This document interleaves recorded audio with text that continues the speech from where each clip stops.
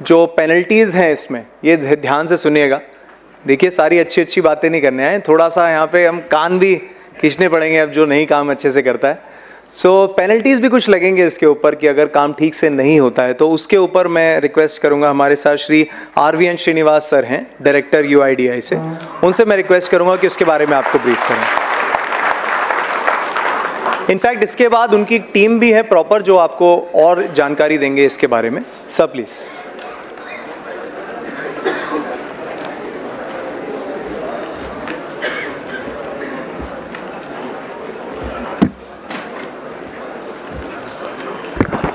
Good afternoon. Lunch के पहले ये बहुत टिपिकल समय है, जो नींद आती है, भूख लगती है, सुनने में कोई दिक्कत होती है, इसीलिए हमने सोच पोच के पेनल्टीज़ की सेशन लगी हुई है अभी, क्योंकि जो भी नींद होते हैं ना वो उड़ जाती है एकदम। अभी तक रौटेला साहब और हमारा राकेश सिन्हा साहब बहुत अच्छी चीज़ बताया, और अभी मैं ये बोलना चाहता हूँ, there are two things I would like to flag. पहला क्या होता है कि ये डॉक्यूमेंट अपडेट प्रोजेक्ट में आप किसी प्रकार की स्टैंडर्ड सर्टिफिकेट मत लीजिए। Standard certificate is not accepted for document update project. ये डॉक्यूमेंट अपडेट प्रोजेक्ट हम इसीलिए कर रहे हैं कि जिसका पुरानी डॉक्यूमेंट्स हमारे पास नहीं है, अगर वहाँ भी हम स्टैंडर्ड सर्टिफिकेट अप्रूव करेंगे तो गलत बात है, उसका पर्यवसान बहुत कठिन होता है। तो इसीलिए कोई भी डॉक्यूमेंट अपडेट प्रोजेक्ट में आप स्टैंडर्ड सर्टिफिकेट मत लीजिए, पॉइंट नंबर 1। पॉइंट नंबर 2, अभी UIDAI हेडक्वार्टर्स ने बहुत सारा प्रेजेंटेशंस बन चुके हैं आपके लिए, सारी ट्रेनर्स के लिए, सारी ऑपरेटर्स के लिए। उसमें 8 प्रेजेंटेशंस है, उसमें 2 प्रेजेंटेशंस ऑलरेडी सिन्हा जी और रौटेला जी कवर कर लिया है। फर्स्ट प्रेजेंटेशन है एनरोलमेंट ऑपरेटर, मतलब एक एनरोलमेंट ऑपरेटर किस तरह के एनरोलमेंट करना है, उसमें क्या क्या देखना पड़ती है। लोग क्या होते हैं ना, छोटे मोटे गलती है सर इसमें, क्या गलती, वो छोटे मोटे गलती आपके लिए हो सकता है मगर वो छोटे मोटे गलती हमारे लिए बहुत बड़ा बन सकते हैं। उसके ऊपर आप सब लोग कभी कभी बोलते हैं सर हमारा सस्पेंशन हो गया है, DOE 1 में हो गया है, DOE 2 में हो गया है, बायोमेट्रिक एरर में हो गया। आपको ये सब पता होना चाहिए आपका गलती कितना छोटा है और कितना बड़ा है, इसके ऊपर एक प्रेजेंटेशन है। सेकंड थिंग, कुछ लोग पूछ रहे हैं कि सर नाम में चेंज करने पर भी रिजेक्ट हो रहा है।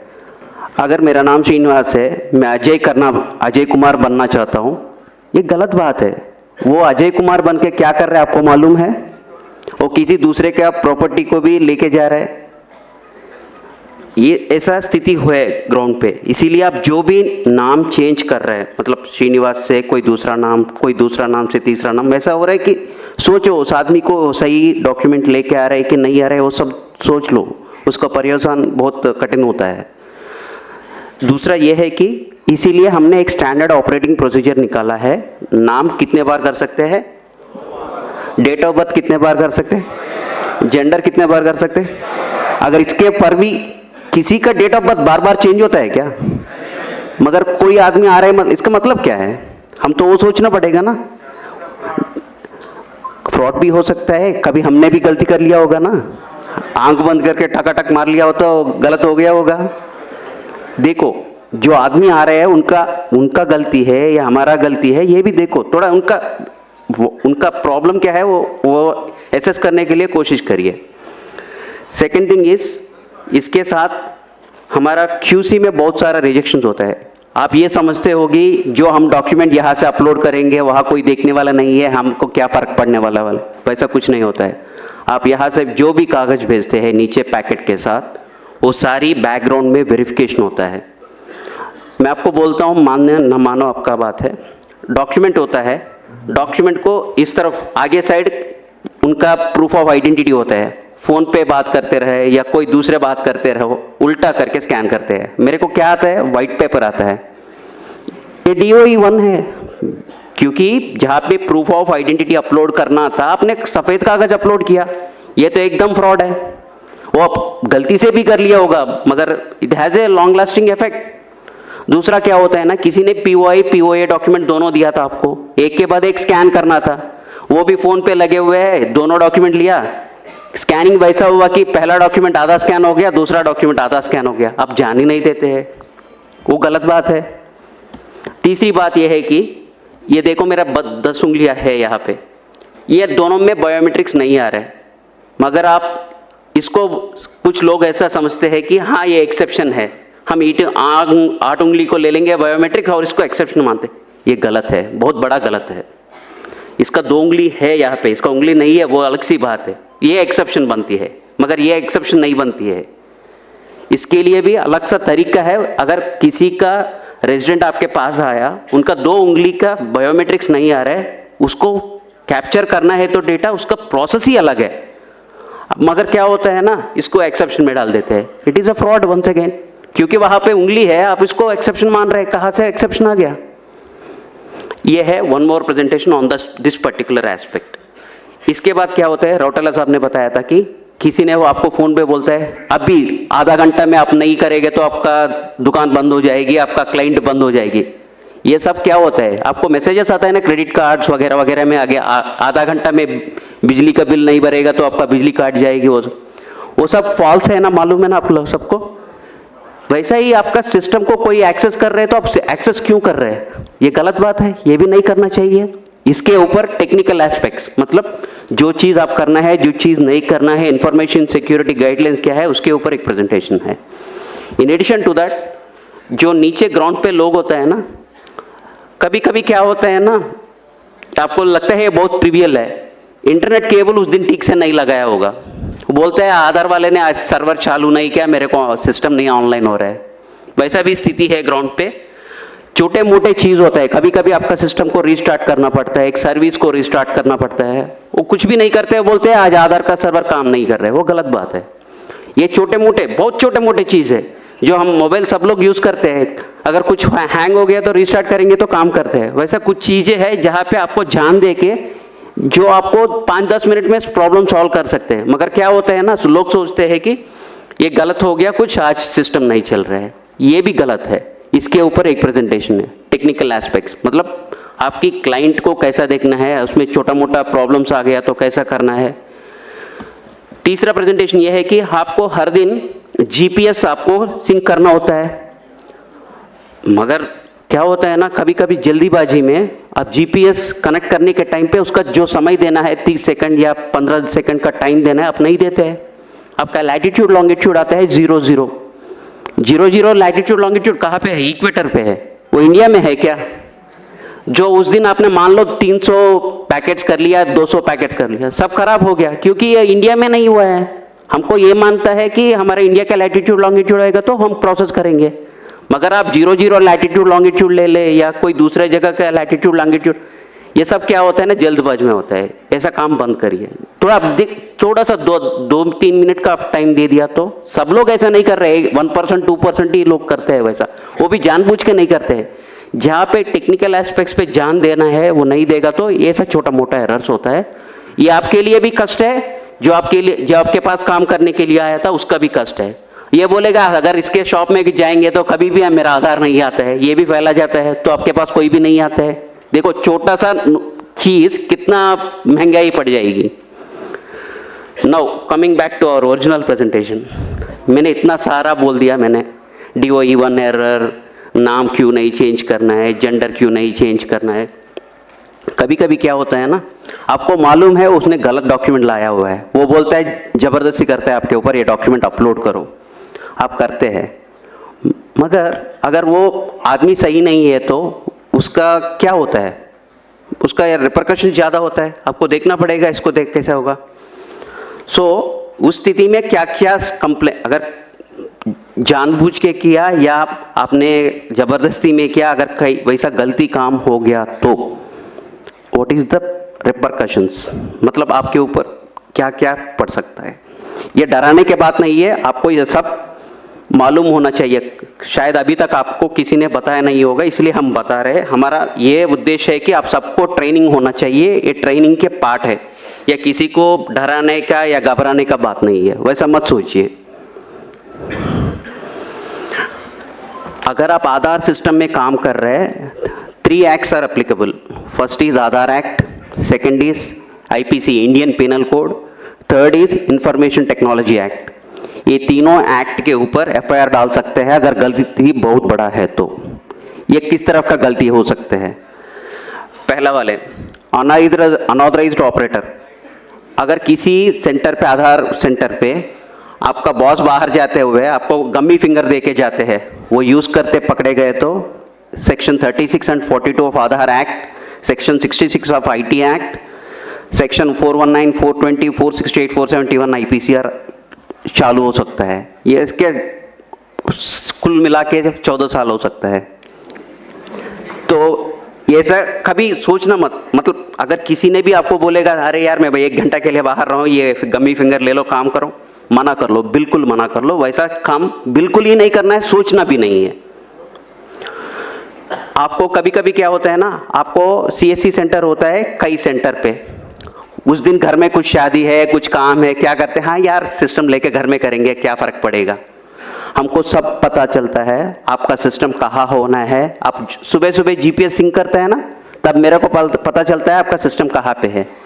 वो सिस्टम से मैं सोचता हूँ ये यहाँ पे है या कहीं दूसरा जगह काम कर रहे हैं। मतलब जहाँ पे आप काम करना चाहिए वही काम करना है। अगर सिस्टम लेके घर में करो या राजस्थान ऑपरेटर जाके दिल्ली में काम करो, दिल्ली वाले जाके जम्मू कश्मीर का काम करो, वैसा नहीं करना चाहिए।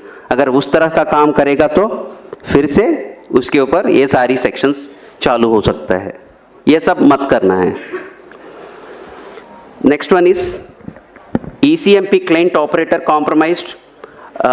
ये देखो अभी बोल रहा हूँ मैं, आप किसी को आपका रिमोट डेस्क दे दिया, आपने आपका सिस्टम को कॉपी कर लिया, इसमें आपको कोई दोष नहीं है, गलती नहीं है, मगर क्या हो गया, आप उसका पार्टी बन गया।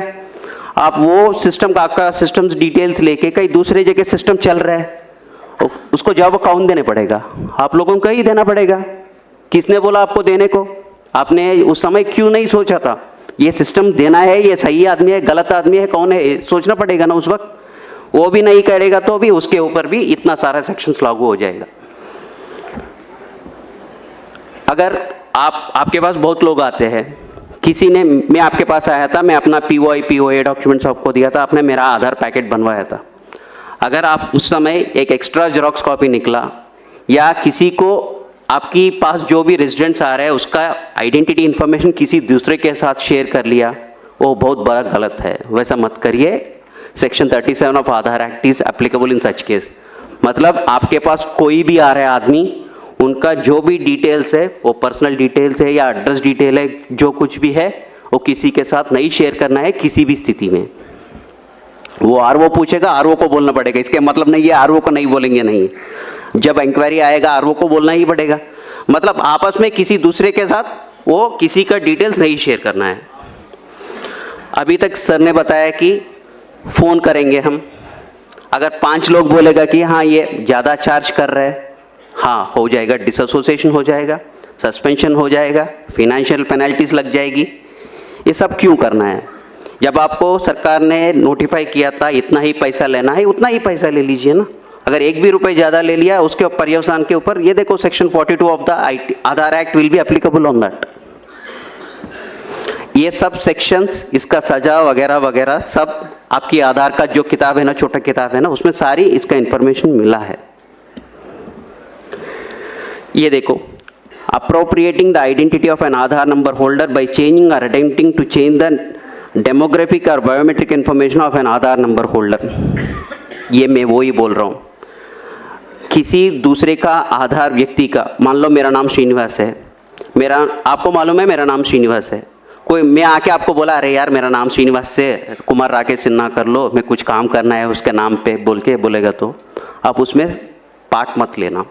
वो सारी वैसा ट्रांजैक्शंस को, सस्पिशियस ट्रांजैक्शंस है, उसको एंकरेज मत करो और से strong on such transactions and don't encourage such transactions, उसका बहुत बड़ा असर हो जाता है। दूसरा यह है कि pretending to be an agency unauthorised to collect identity information of resident. आप सीएससी पहले था, अभी किसी के कारण से आपका डिसकंटिन्यूएशन हो गया है, आप लोगों को ये मत बताना कि हाँ अभी भी मैं आधार का ऑपरेटर हूँ, मैं काम कर सकता हूँ, आपका ये करवा सकता हूँ, वो करवा सकता हूँ बोल के मत बताना। अगर वो भी करेगा वो भी गलत है, उसका भी पेनल्टी 3 साल की है सज़ा है और 10,000 की पेनल्टी है।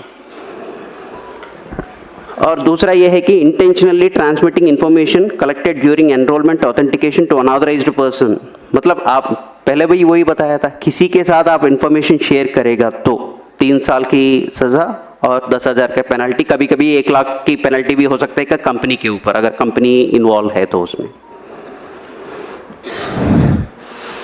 ये unauthorised access to central identity data repository, मतलब कोई दूसरा की तरफ से कंप्यूटर के साथ कोई सॉफ्टवेयर डुप्लीकेट सॉफ्टवेयर यूज़ करके जो भी करेगा वो सब ऑलरेडी एक्ट में इंक्लूडेड है।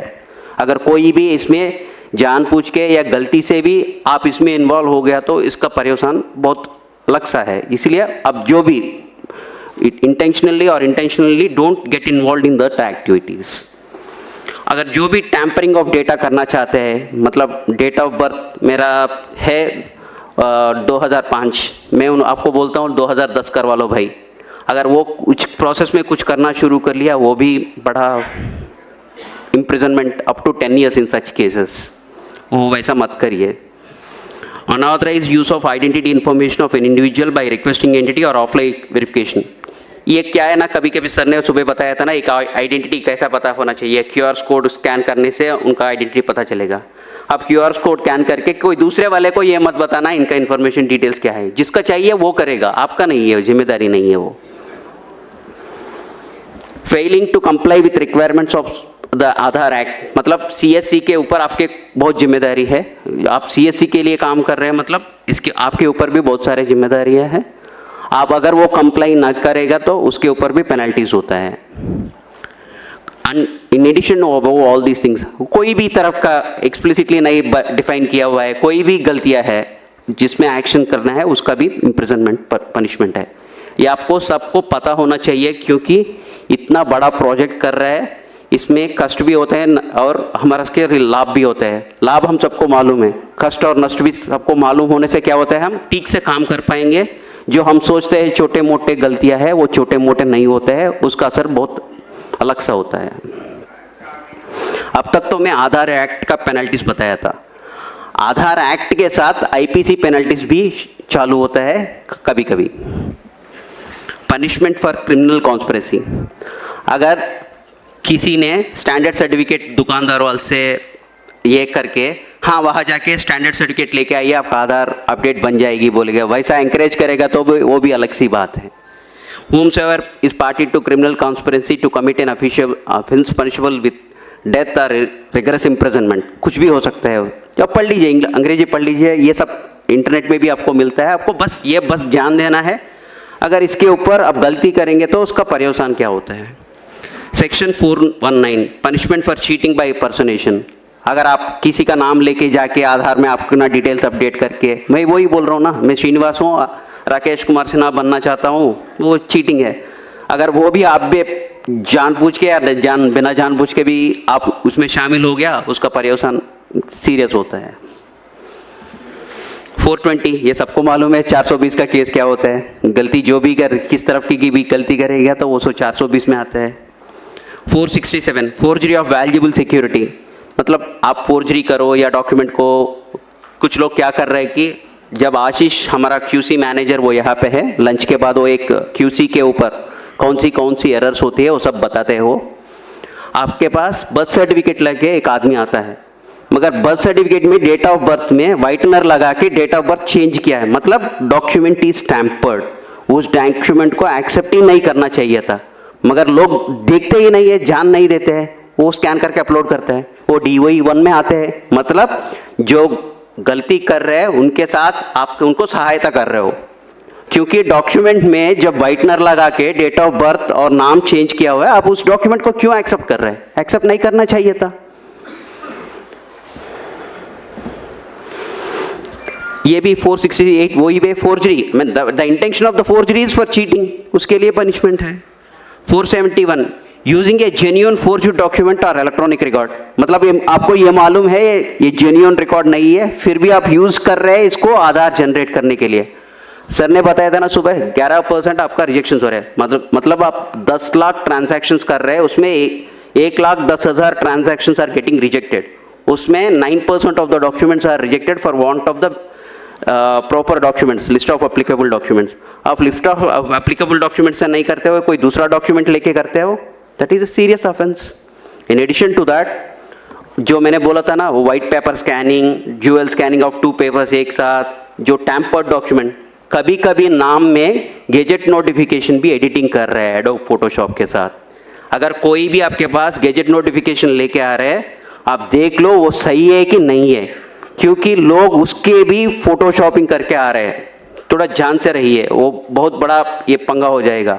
आप जो भी डॉक्यूमेंट, कोई भी प्रकार के डॉक्यूमेंट लेके आपके पास आ रहे हैं, specially name change, date of birth change, gender change का कोई भी आ रहा है, अगर वो कोई भी डॉक्यूमेंट लेके आ रहे हैं और उनका एक्सेप्शन हैंडलिंग प्रोसेस में आ रहा है, मतलब उनका इंटेंशन सही नहीं होगा। कभी कभी आप देख लीजिए उनका डॉक्यूमेंट सही है कि नहीं है। अगर आप संतुष्ट नहीं है तो आप सीधा सीधा बोल दीजिए कि सर ये डॉक्यूमेंट से मेरे दुकान में नहीं होगा, मेरे सेंटर में इसका अपडेट नहीं चलेगा। सीधा बताइए, कोई गलती नहीं है उसमें। मगर आप जहाँ आप फील होते हैं कि ये डॉक्यूमेंट करने से मेरे को कोई अच्छा नहीं लग रहा है, मेरे को कुछ डाउटफुल लग रहा है, सस्पिशियस लग रहा है, आप उससे दूर रहिए ना, उसमें इन्वॉल्व ही मत हो जाइए उसमें।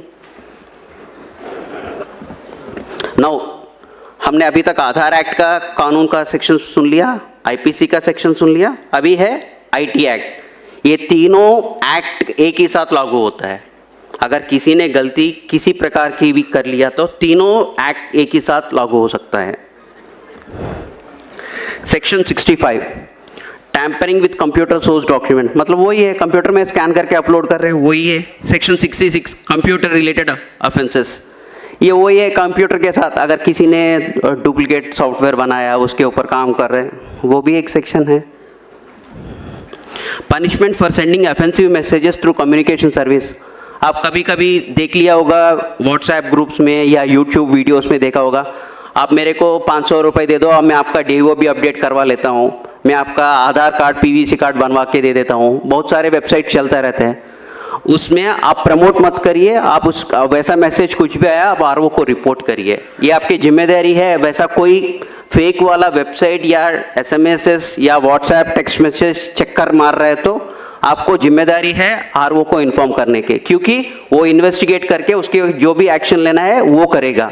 जब तक आप नहीं बताएगा तो, क्योंकि हमको भी सारी चीज़ें नहीं मालूम पड़ता है, आपका जिम्मेदारी भी है हमको बताना है ऐसा काम चल रहा है सर, इसको थोड़ा देख लीजिए सर, ये डाउटफुल केस है। This is one more section. Another section is 66B, punishment for dishonestly receiving stolen computer और कम्युनिकेशन डिवाइस। अगर किसी ने आपको बोला है कि आधार किट, आपको मालूम है आधार किट जिम में मिलता है, अगर किसी ने आधार किट कहीं दूसरे जगह से लेके आपको बोल रहे कि ये 1 लाख का किट है, मैं आपको 10,000 में दूंगा, लेके काम कर लो, मत करो वैसा, वो भी इसमें पड़ सकता है। Section 66C, punishment for identity theft. मैं वही बोल रहा हूँ ना, श्रीनिवास बन गया अजय कुमार, वो तो अलग सी आइडेंटिटी थेफ्ट की बात है। वो मेरा आइडेंटिटी बदल रहा हूँ, किसी का आइडेंटिटी लेके किसी को दूसरे को दे रहा हूँ, कोई डेथ पर्सन का आइडेंटिटी लेके कोई दूसरे को दे रहा हूँ, ये सब थोड़ा देखना पड़ेगा। Punishment for cheating by impersonation using computer source, बस वही है, कोई कंप्यूटर का डॉक्यूमेंट लेके, कंप्यूटर के हिस्सा लेके हमने किसी का आइडेंटिटी चेंज करने का, बदलाव करने का कोशिश किया तो that is a very punishable, seriously punishable offence. बस इतना ही है। अब लंच के बाद I would like to introduce my team. Miss Kirti is there. She is the master trainer.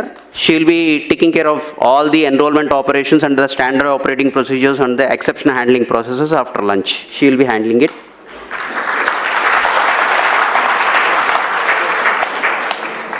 आशीष रंजन है, वो मेरा QC मैनेजर है।